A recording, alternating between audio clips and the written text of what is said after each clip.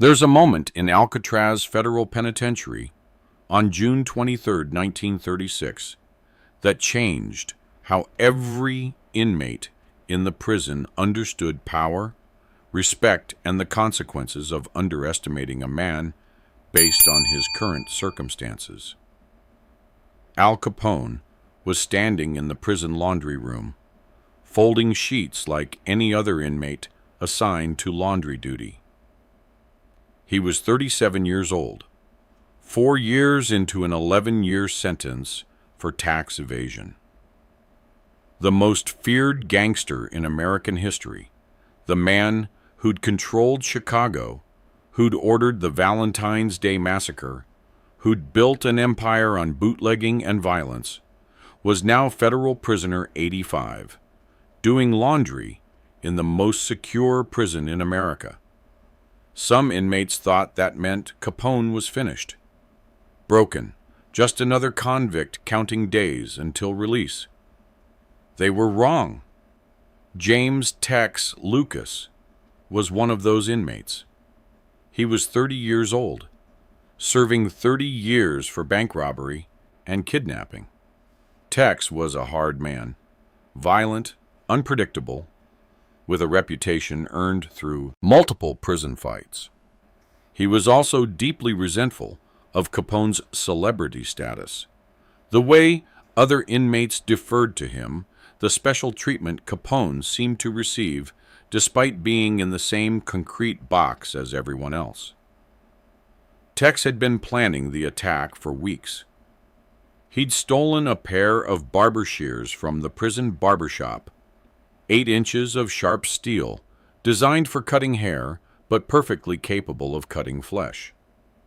He'd hidden them in his cell, waited for the right moment, the right opportunity. On June 23, 1936, at 2:17 p.m., Tex found his moment. Capone was alone in the laundry room, his back to the door, focused on his work. Tex walked in quietly, shears in hand, moved quickly across the concrete floor, and stabbed Al Capone in the back. This is the story of what happened next.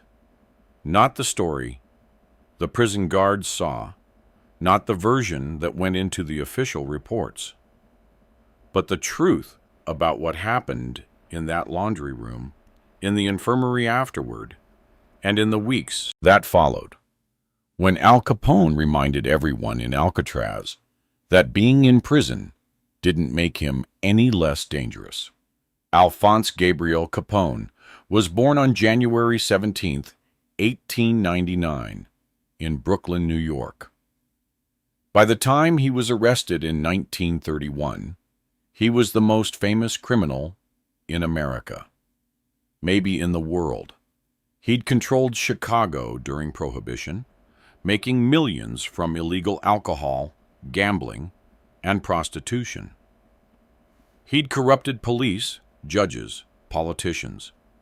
He'd ordered hundreds of murders, including the infamous St. Valentine's Day Massacre in 1929, where 7 men were gunned down in a garage. The federal government finally caught him on tax evasion charges, not for murder, not for bootlegging, but for failing to pay taxes on his illegal income. He was sentenced to 11 years in federal prison. Capone spent his first years of incarceration in Atlanta Federal Penitentiary, where his wealth and connections allowed him certain privileges. He had a comfortable cell, access to visitors, the ability to communicate with his organization on the outside. The government didn't like that. So in August 1934, they transferred Capone to Alcatraz Federal Penitentiary, the new maximum security prison built on an island in San Francisco Bay, specifically to house America's most dangerous criminals in conditions that made privilege impossible. Alcatraz was different. No special treatment. No privileges. Every inmate was equal in the eyes of the prison administration.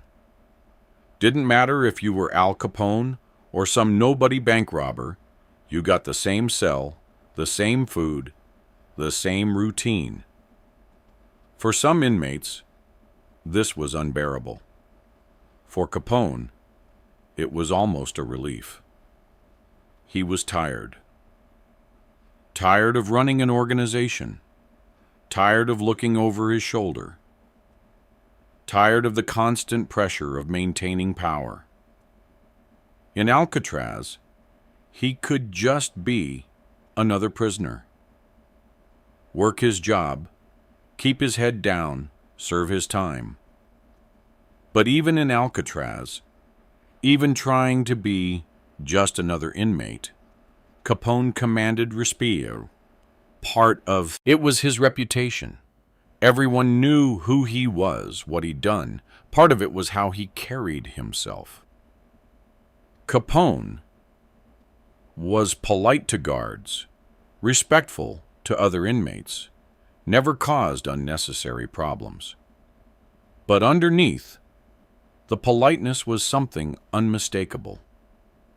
A man who'd built an empire through violence and wouldn't hesitate to use violence again if necessary. Most inmates understood this. They gave Capone space, spoke to him respectfully, didn't challenge him. Tex Lucas either didn't understand or didn't care. Tex Lucas had problems with authority, always had. He'd grown up in Texas, ran with gangs as a teenager, graduated to bank robbery in his 20s. He'd been arrested in 1935 after a botched bank job that ended with him shooting a federal agent. He was lucky he hadn't gotten the death penalty. Alcatraz was supposed to break men like Tex. The isolation, the routine, the complete absence of freedom. It was designed to crush the spirit of even the hardest criminals. But Tex didn't break. He simmered. He spent his time in that concrete box getting angrier, more resentful, looking for outlets for his rage. Al Capone became that outlet. It started small. Tex would make comments in the dining hall, loud enough for Capone to hear. Look at the big man. King of Chicago, doing laundry like a housewife. Other inmates would laugh nervously, glance at Capone to see his reaction. Capone ignored it. He'd dealt with loudmouths his entire life. Words were just words. Then Tex escalated. He started accidentally bumping into Capone in the recreation yard, stepping on his foot in the food line. Small acts of disrespect designed to provoke a reaction. Capone still ignored it. The old Al Capone, the one who ran Chicago, would have had Tex killed for far less. But prison Capone was trying to be different, trying to serve his time peacefully. Tex interpreted the lack of response as weakness, thought Capone was too old, too tired, too broken to do anything about it. On June 20th, 3 days before the attack, Tex stole the barber shears. It was easy. The barbershop wasn't heavily monitored. Tools were sometimes left unattended. And Tex knew how to palm something small while pretending to adjust his collar. He hid the shears in his cell, wrapped in cloth, tucked into a crack in the wall behind his bunk. And he planned. The laundry room was the best location, less supervision than other areas. Capone worked there every Tuesday and Thursday afternoon.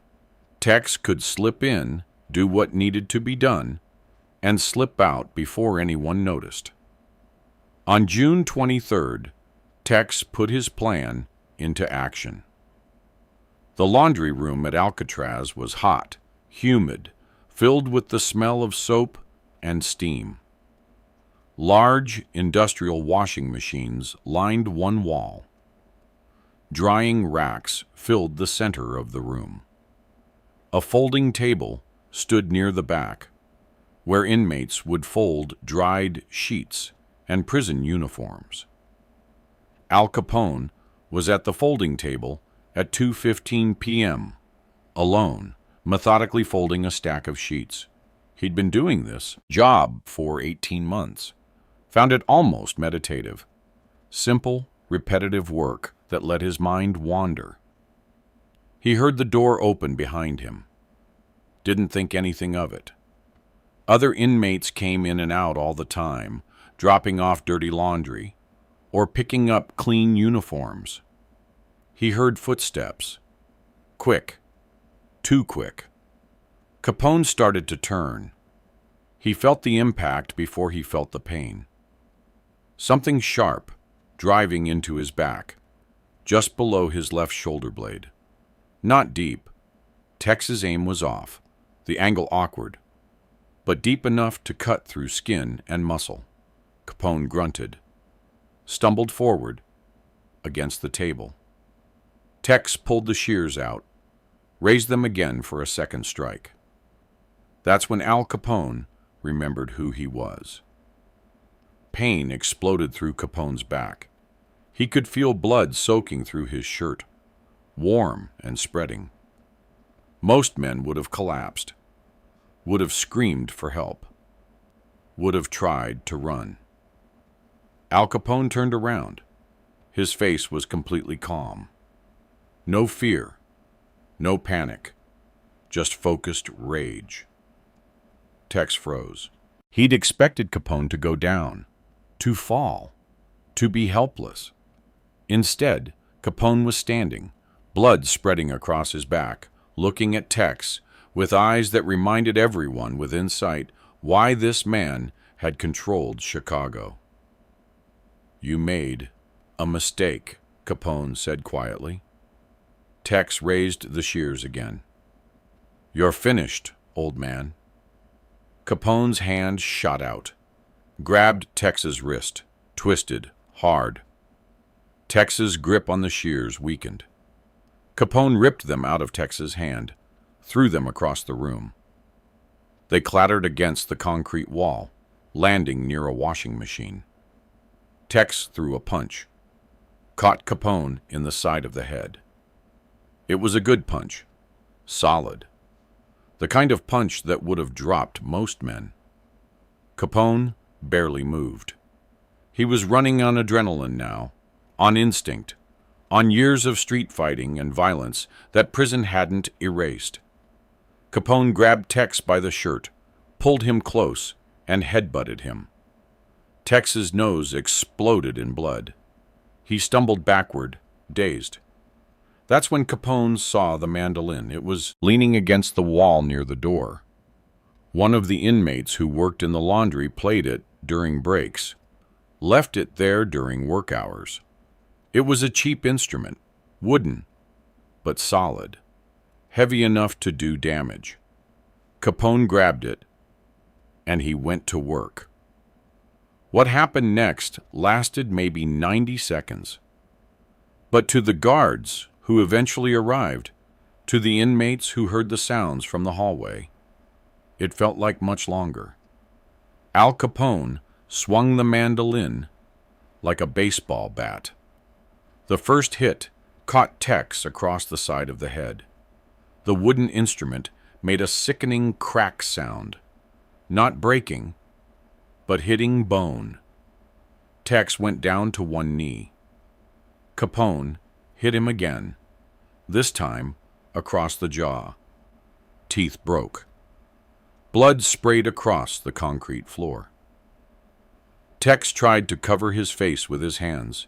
Capone hit him again, and again. Each impact methodical, controlled, designed to cause maximum damage. Tex's jaw shattered. On the fifth hit, the crack was audible, even over the sound of the washing machines. The sixth hit knocked out 3 more teeth. They scattered across the floor like white pebbles. Tex collapsed completely now, curling into a ball, trying to protect himself. But Capone wasn't stopping. He was breathing hard, blood still flowing from the wound in his back, but his face showed no pain, just cold determination. The seventh hit broke 2 of Tex's fingers as he tried to shield his face. The 8th hit caught Tex across the temple. His eyes rolled back. He went limp. Capone raised the mandolin for another strike. "Capone! Stand down!" 2 guards burst into the laundry room, batons drawn. They'd heard the commotion from the hallway, come running. They stopped when they saw the scene.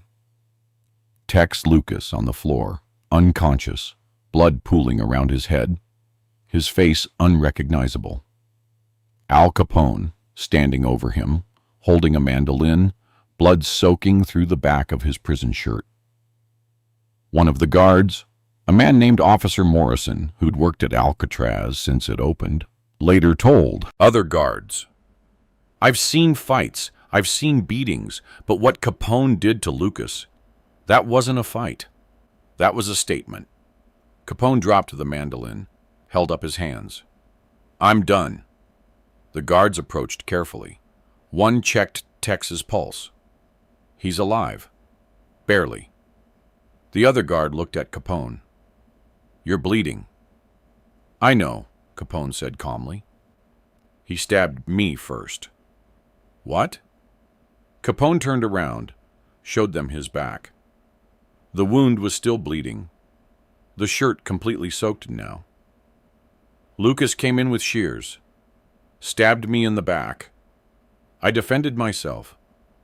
Officer Morrison looked at the barber shears lying near the washing machine, looked at Tex unconscious on the floor, looked at Capone standing calmly despite the wound in his back. "All right," Morrison said. "Medical for both of you. Capone, you're coming with me. Johnson, call for backup and get Lucas to the infirmary." The prison doctor stitched up Capone's back wound.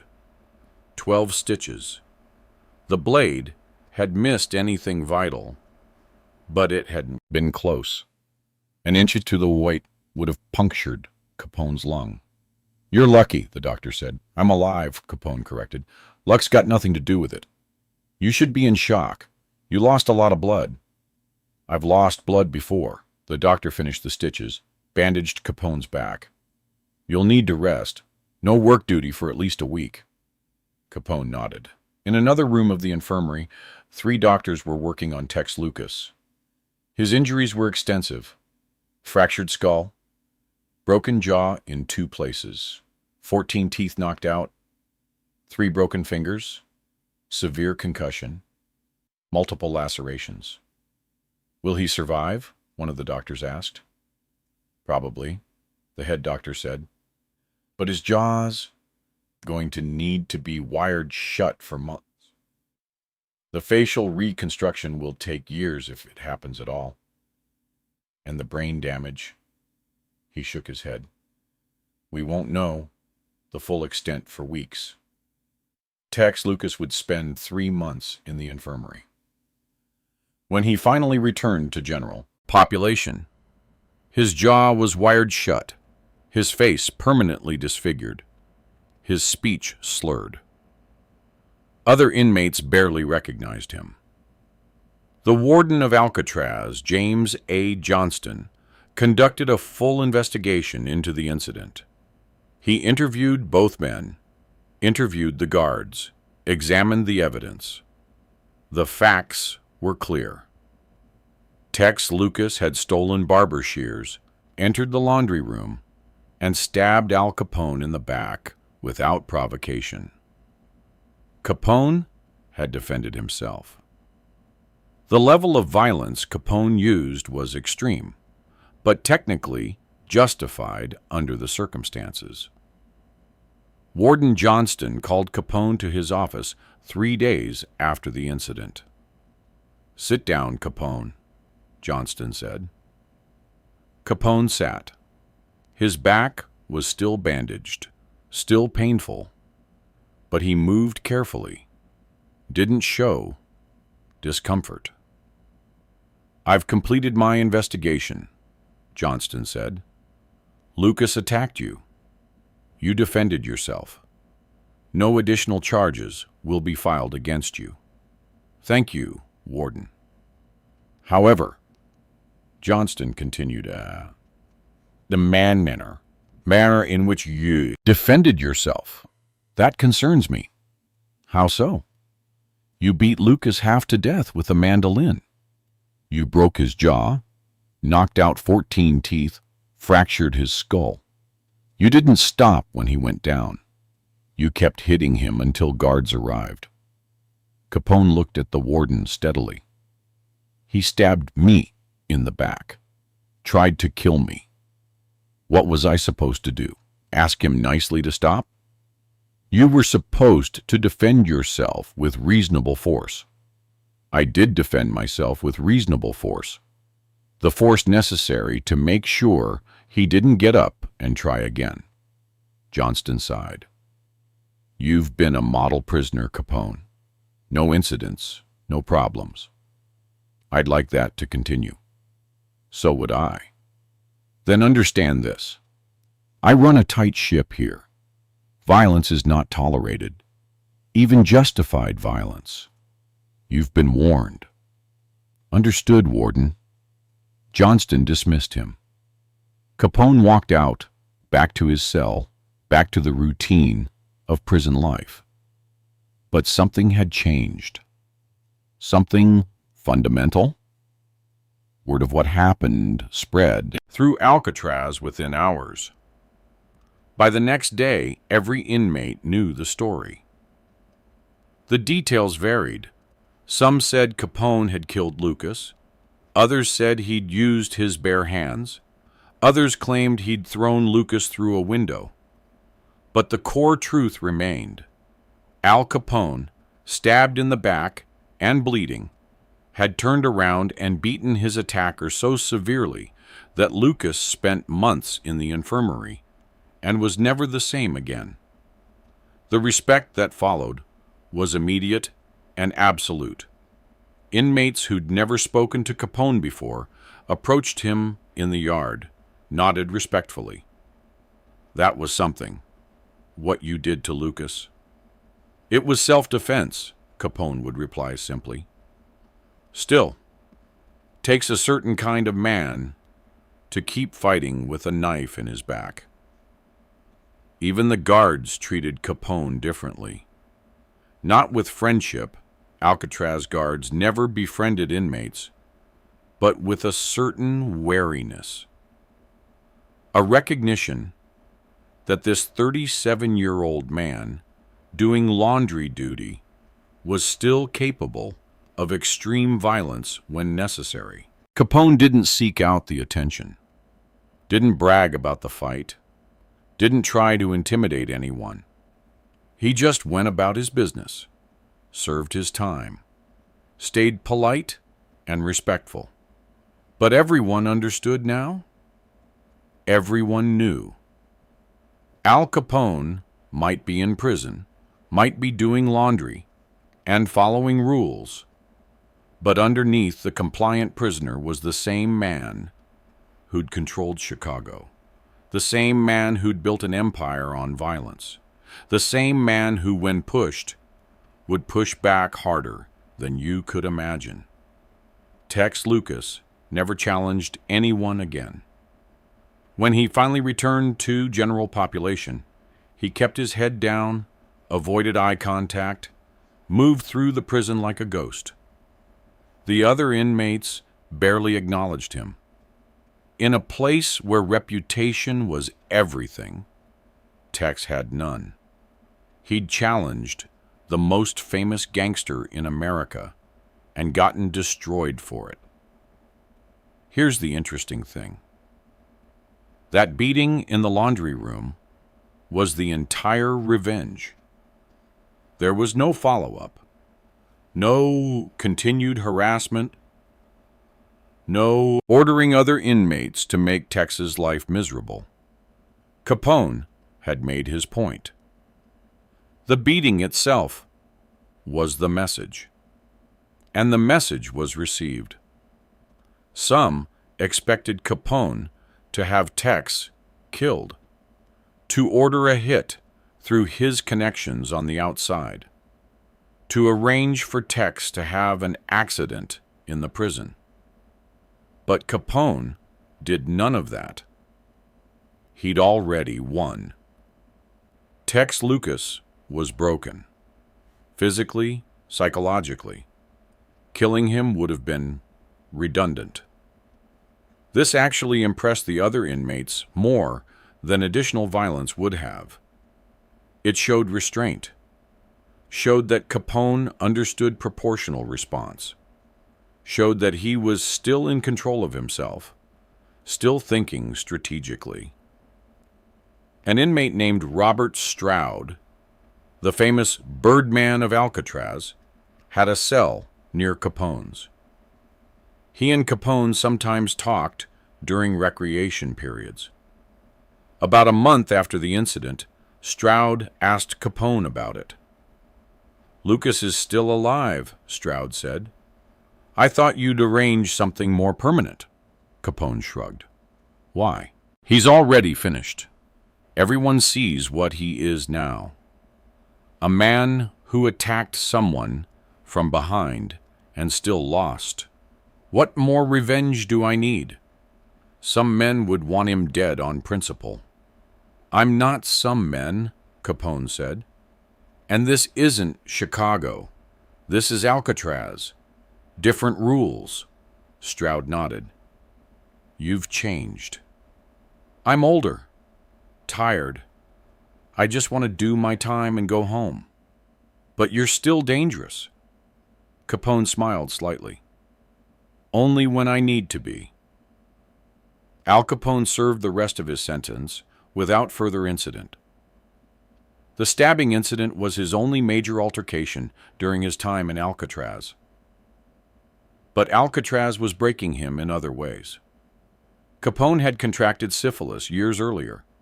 Probably in the 1920s, he'd never gotten proper treatment. By the late 1930s, the disease was progressing, affecting his brain, his mental faculties. By 1938, 2 years after the stabbing incident, Capone was showing signs of cognitive decline, memory problems, confusion, difficulty concentrating. The prison. Doctors documented the decline, recommended he be transferred to a medical facility. But the government was reluctant to show mercy to America's most famous gangster. Finally, in 1939, Capone was transferred from Alcatraz to the Federal Correctional Institution in Terminal Island, California, then to the Federal Correctional Institution in Lewisburg, Pennsylvania, where the medical facilities were better. He was released from prison on November 16, 1939, after serving 7.5 years of his 11-year sentence. He'd earned time off for good behavior. By the time he left Darlette prison, Al Capone was a shell of his former self. The syphilis had ravaged his brain. He had the mental capacity of a 12-year-old. He spent the last years of his life in his mansion in Palm Island, Florida, fishing, playing with his grandchildren, barely aware of the empire he'd once controlled. Al Capone died on January 25, 1947, from cardiac arrest following a stroke.